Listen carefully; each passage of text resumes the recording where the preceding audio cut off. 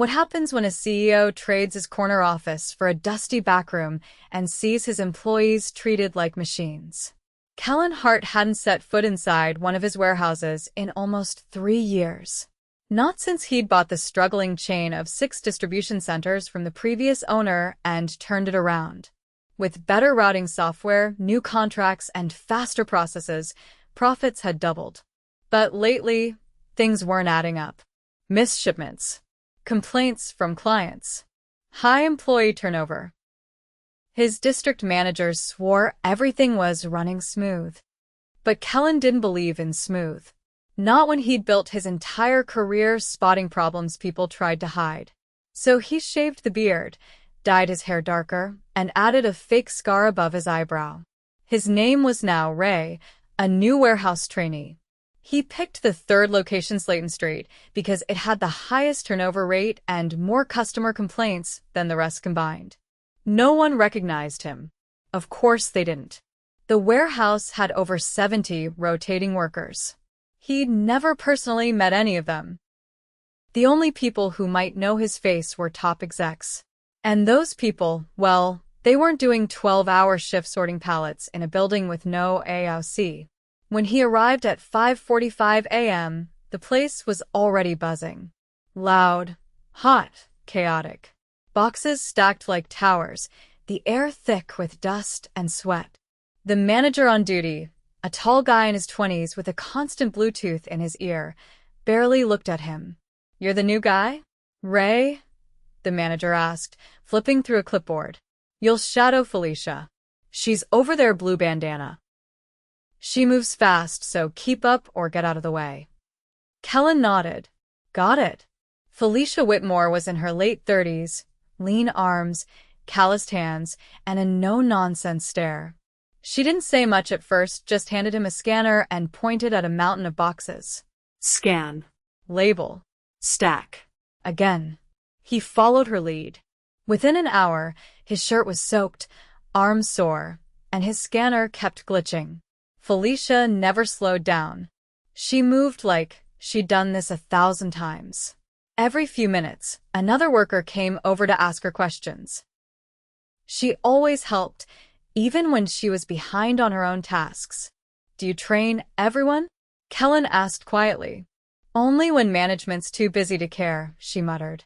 By noon, Kellan saw it clearly Felicia was holding the place together. The manager, whose name he learned was Troy, barely left the office. Every time someone had a problem, they were told, "Ask Felicia." At lunch, Kellan followed her outside. She sat on the cracked concrete, sipping water from a dented bottle. "You don't eat?" he asked. "Can't afford to lose the time," she said. "That clock doesn't stop just 'cause I'm hungry." He watched her closely. Exhausted, underappreciated, but still helping everyone else. She reminded him of himself, years ago, when he was working the docks trying to save every penny. Later that afternoon, they were unloading a truck in the back. The heat was brutal.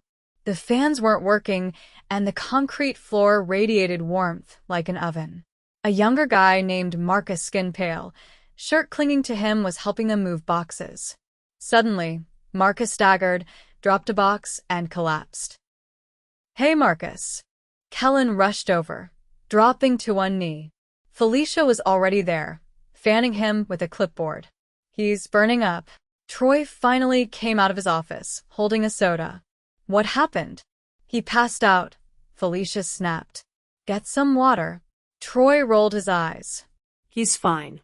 "Just heat. When he wakes up, tell him to clock out later. We're behind on the truck." Kellan's jaw clenched. "He needs to go home." "He'll clock out when we're done," Troy said, already turning back toward the office. Kellan stood slowly, heart pounding. He looked at Felicia. Her face was stone. "This normal?" he asked her quietly. She didn't answer. That night, Kellan sat in his car for 20 minutes before driving home. His shirt still smelled like sweat.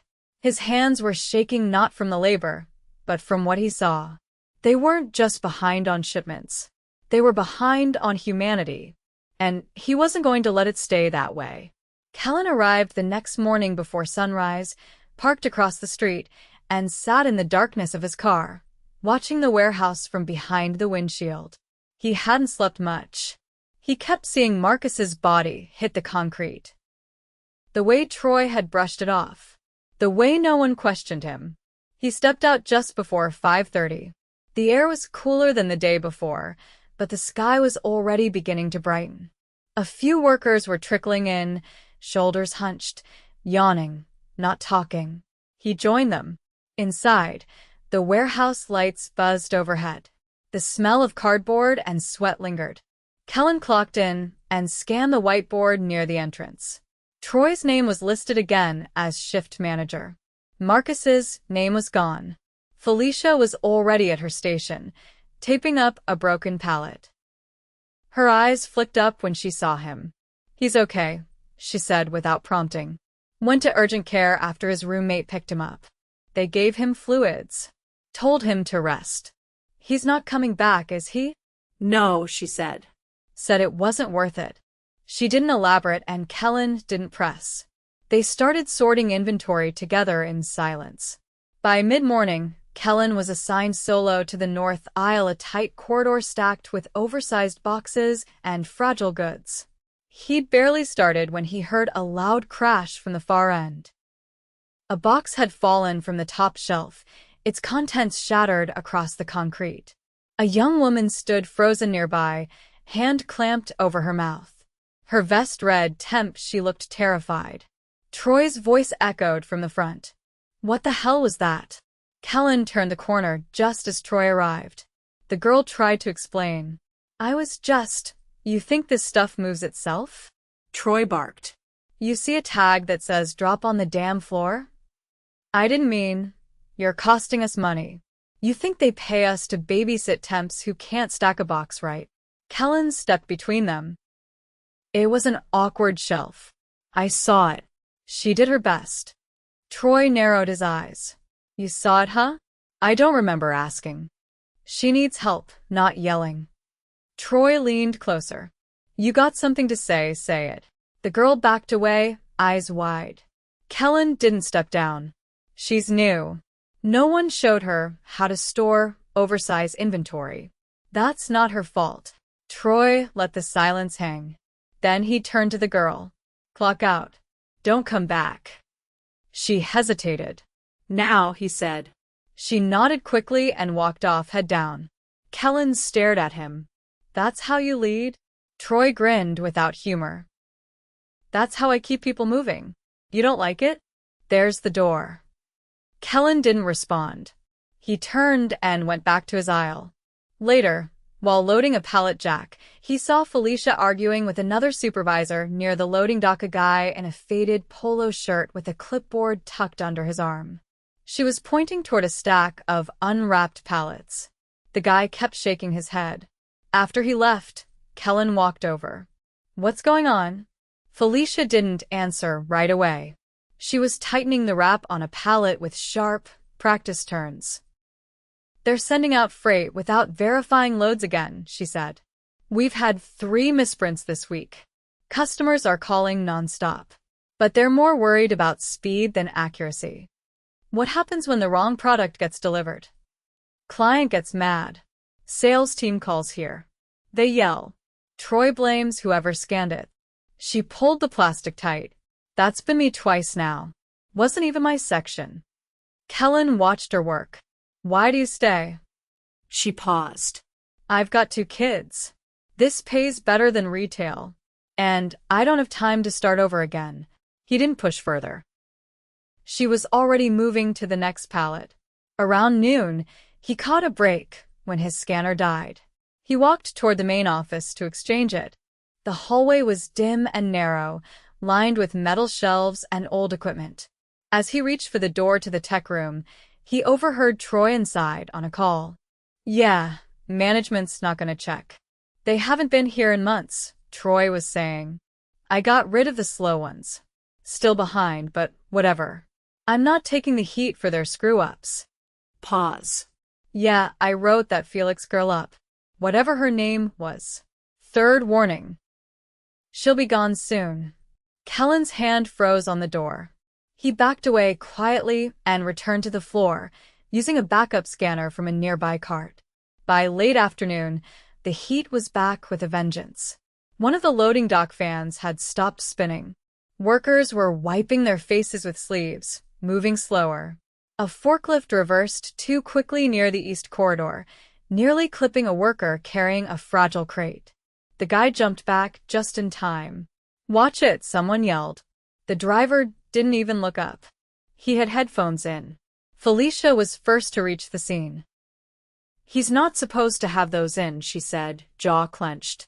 Kellan looked around. No supervisors in sight. He could have killed someone. "He's Troy's cousin," she said flatly. "He won't do anything." Kellan had seen enough. That night, he didn't go home. He drove to the company's regional office, walked in through the back entrance using his CEO badge, and sat in the dark corner of the operations room, checking shipment reports and reviewing security footage. He watched Marcus collapse again. Watched the temp girl get fired for one mistake. Watched the forklift near miss from a dozen angles. Then he pulled up the employee write-up file. There it was. Felicia Whitmore formal warning. Failure to meet shipment targets. Insubordination. The signature line was blank. He printed it out. The next morning, he returned to the warehouse. No disguise. No fake name. He wore his own clothes. Slacks. Pressed shirt. The silence that followed when he walked in was instant. Troy was at the front desk tapping his phone. He looked up slowly. "Mr. Hart," he said, confused. "What are you?" Kellan held up the printed write-up. "You want to explain this?" Troy's mouth opened, then closed. Kellan turned to the rest of the staff. "Everyone, I need you to gather in the break area. Now." There was hesitation, then movement. Word spread fast. Within minutes, the break room was full. Workers stood shoulder to shoulder, some whispering, some wide-eyed. Felicia stood near the back, arms crossed, unreadable. Kellan stepped up onto a chair. "My name is Kellan Hart. I own this company. For the past 2 days, I've been working under the name Ray. I've seen how things really run in this building. And I'm not impressed." The room was silent. I watched a young man collapse from heat exhaustion. I watched a new hire get fired for a mistake she wasn't trained to avoid.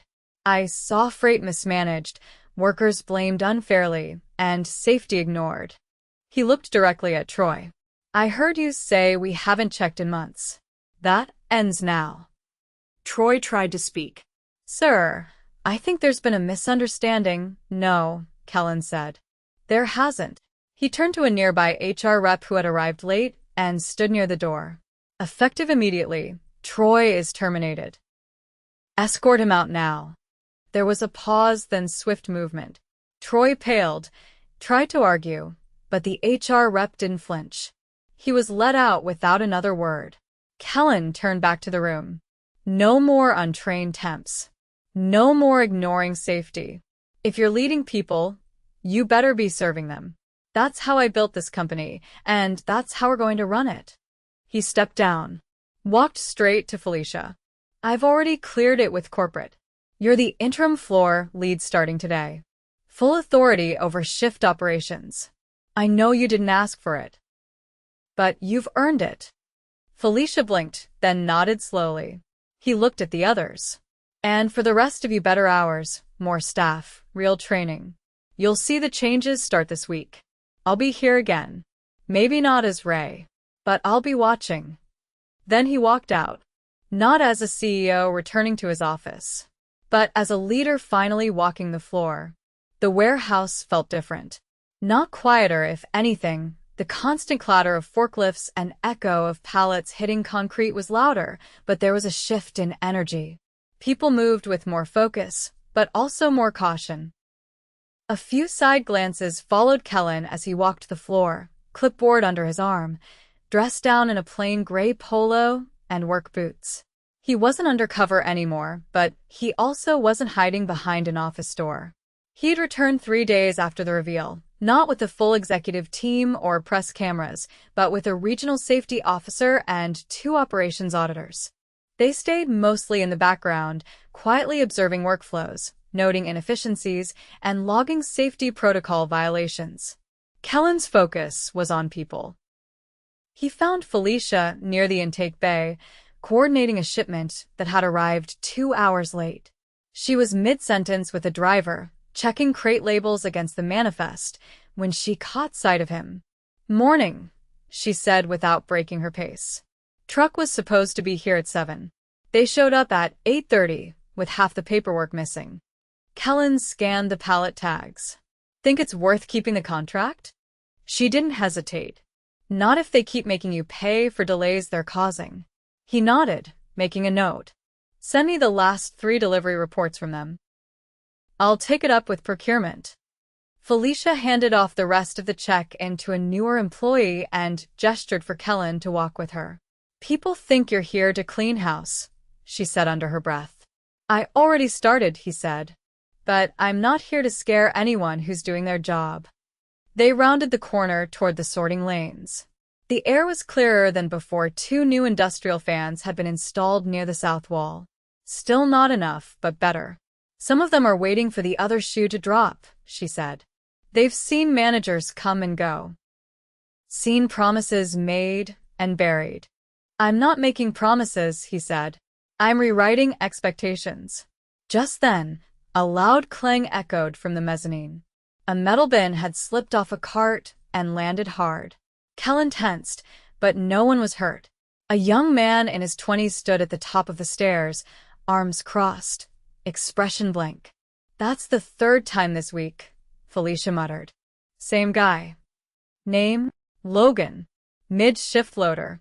Hired about 2 months ago. Keeps getting sent upstairs, so he's out of the way." They walked toward the stairwell. Kellan climbed slowly, letting the footsteps alert the worker before he reached the top. Logan didn't move. He looked through Kellan like he wasn't there. "You all right?" Kellan asked. "Dropped the bin. Was stacked wrong." "You stacked it." "No." "Was like that when I got it." Kellan crouched beside the overturned crate. Inside were insulated pipe fittings, lightweight but fragile. 2 were cracked. "You reported to anyone?" Logan shrugged. "Didn't know who to tell." "Supervisor?" Logan let out a dry laugh. "We don't have one up here. Just me and 2 others. They come by when they feel like it." Kellan stood. "I'll take it from here. You can head down." Logan didn't move. "You're not in trouble," Kellan added. "But we're going to make some changes. Starting now." Downstairs, Kellan pulled Felicia aside again. "I need one of your team leads to rotate upstairs for the rest of the week. Walk the floor. Check inventory. Talk to the 2nd shift." They need someone actually present." She nodded. "I'll send Layla. She's steady." "Good." "And I want you off the dock tomorrow." She raised an eyebrow. "You've been running nonstop. Take half a shift. Use it to train your backup. Name someone you trust. I want to make sure you're not the only one holding this place together." Felicia hesitated, then gave a small nod. "All right." Before she could walk off, a commotion broke out near the break room. Raised voices. Kellan moved quickly toward the sound. 2 workers stood face to face, tension palpable. One was an older man with a buzz cut and a thick, weathered build. The other was a younger woman, wiry and furious, fists clenched at her sides. "What's going on?" Kellan asked sharply. The woman turned toward him first. "He told me I didn't belong here. Said I should go back to where I came from. I was born in Jersey." Kellan looked at the man. "Is that true?" He didn't deny it. "I didn't mean it like that. She was in my way. I was frustrated." "You don't talk to people like that," Kellan said. "Ever." The man scoffed. "She's too sensitive. Can't even take a joke." Kellan turned to the HR rep who had arrived behind him. "Terminate his contract. Immediately. Make sure he's escorted out." The man's face flushed. "You serious?" Dead serious, Kellan said. This company does not tolerate that garbage. You're done. The HR rep nodded and led the man out. The woman stood stiffly, breathing hard. You okay? Kellan asked. I'm fine, she said. Thanks. Take the rest of your break. Full pay. If you need more time, it's yours. She nodded once and walked off. Felicia approached again, glancing after the man being escorted out. That one's been on edge since he got here. No one spoke up. They will now, Kellan said. Or they'll go, too. By early afternoon, Kellan was reviewing the sorting lanes when he noticed a man sitting on an overturned crate near the maintenance closet, hands covered in grease, uniform shirt torn at the sleeve. He looked up as Kellan approached. Something break. Conveyor belt jammed again, he said. Third time this month. They keep patching it instead of replacing the part. Who's in charge of maintenance scheduling? Used to be Bill. He retired. Now it's whoever has time. Kellan crouched beside the belt housing. The patch was crude duct tape and a bent bracket. What's your name? Jorge. You fixed this before? Twice. But it won't hold. Kellan stood and pulled out his phone. You got anything else on your plate today? No, but I'm not a mechanic. You are now, he said. Walk me through what you need to fix this for good. Jorge blinked. You're serious? I need this belt running, not limping. They spent the next hour mapping out the parts list. Kellan called the regional procurement manager directly and authorized the order. Overnight delivery. No excuses. As the shift wound down, Kellan found himself back near the intake dock, watching the last few pallets being shrink-wrapped for dispatch. Felicia walked over, wiping dust from her hands. Layla's upstairs. She's already started reorganizing the mezzanine inventory. Good. She also asked if she could suggest some layout changes. Said the aisles up there are tight. Kellan nodded. Let her. If she's wrong, we'll fix it. If she's right, we'll learn faster. Felicia looked over the floor. People are talking. In a good way this time. Let them, Kellan said. They've earned it. She hesitated, then added. You're not like the others. I used to be one of them, he said. I forgot that. Won't happen again. As the sun dipped low outside the warehouse windows, casting long lines of gold across the concrete, Kellan didn't feel like a CEO overseeing a facility. He felt like someone rebuilding something that should have never been allowed to break. And this time, he wasn't doing it alone. By the end of the week, the warehouse's rhythm had shifted, but not in a way that fixed every issue. Orders were still piling up faster than the staff could process, and the equipment breakdowns were outpacing the maintenance logs. The difference now was that those problems were no longer hidden under layers of avoidance and blame. People had begun to speak up. Kellan stood at the corner of the loading dock, arms folded, watching a group of newer hires sort through damaged freight.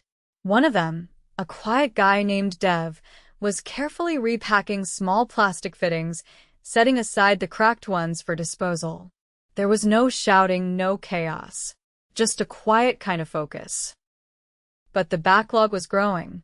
Felicia approached from the side, holding a handwritten list. 3 of the afternoon temps didn't show again, she said. That's the 4th time this month. Do they give a reason? They don't even call. They're from that same agency Troy used. Kellan looked over the list. Kill the contract. I'll reach out to a different one. If they treat the job like it's disposable, I'd rather be short-staffed than waste time training ghosts. Felicia glanced toward the line of unwrapped pallets. We're behind as it is. You sure? He nodded. We'll deal with it. She folded the paper in half. All right.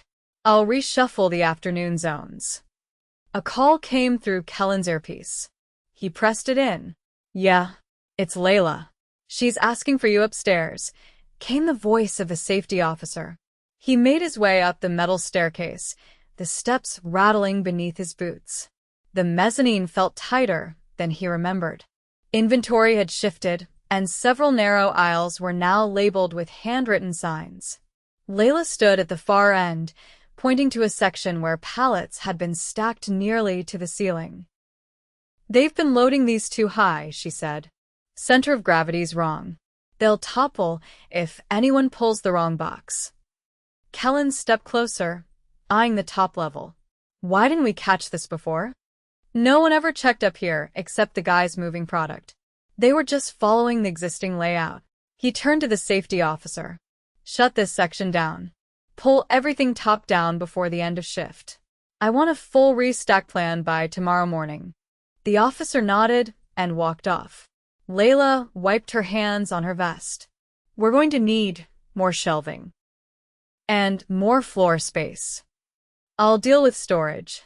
Just make sure nobody gets hurt in the meantime." As they headed back toward the stairs, they passed a worker sitting with his back against the wall, knees up, eyes closed. His name tag read Derek. Kellan crouched. "You all right?" Derek opened one eye slowly. "Just dizzy. I haven't eaten yet." "Why not?" "My lunch got tossed. Someone said it looked expired and dumped it." "Who said that?" "Guy with the clipboard. One of the new supers. I didn't catch his name." Kellan stood. "Where is he now?" "Downstairs, I think." "Short guy, red shirt." Kellan turned on his heel and descended the staircase. On the floor, he scanned the crowd until he spotted him, a mid-30s man with a trimmed beard and a red supervisor tab on his vest. Kellan called out to him. "You throw out someone's food earlier?" The man looked up, confused. "It was moldy. Smelled bad." "Did you ask if it was theirs?" No. "It was in a bag, just sitting out." "Did you see a name on it?" He hesitated. "I didn't check." "Don't touch anyone's things again," Kellan said. "You're not here to patrol lunchboxes." "I was just trying to keep the break room clean. You're not the health department. Next time you do something like that without cause, you're out. Clear?" The supervisor nodded stiffly. "Understood." Kellan turned to a floater nearby. "Grab Derek from upstairs and get him a meal. On the company. Tell him to take the rest of his break." The floater nodded and headed for the stairs. Back in the operations office, Kellan pulled the HR manager aside. "We're not just short-staffed. We're stretched too thin on training. I want every supervisor retrained on basic boundaries. We've got people improvising authority. I'll pull the old modules. No. Build new ones. Tailored for this facility. Use real incidents from the last 2 weeks. No fluff." The HR manager scribbled notes and left. Just after 4, Kellan joined a team meeting near the East Corridor. A dozen workers stood in a semicircle around Felicia, who was reviewing the revised shift plan on a portable whiteboard. Kellan stayed quiet until she finished. "I've got something to add," he said, stepping forward. "Starting next week, we're restructuring pay tiers. Anyone here longer than 12 months gets moved up. That includes shift differentials for overnight roles."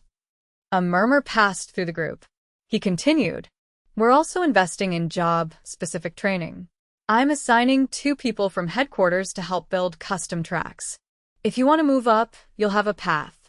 No more guessing." A young man near the back raised his hand. "What about the broken stuff? Half the pallet jacks are still sticking." "Maintenance priority list is posted by the clock in station. If something's broken, tag it and report it.